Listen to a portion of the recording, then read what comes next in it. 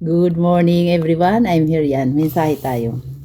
Alam nyo aking mga kaibigan, kapag kayo ay may tagumpay sa buhay, huwag nyong sasabihin kahit kanino. Kasi alam nyo kung bakit. Kasi pag nalaman nila na matagumpay ang buhay mo, ayan, diyan sila aasta na talagang sisiraan ka kahit saan. Kasi ang mga tao, pag may inggit talaga, kahit wala kang ginagawang masama sa kanila, talagang sisiraan at sisiraan ka.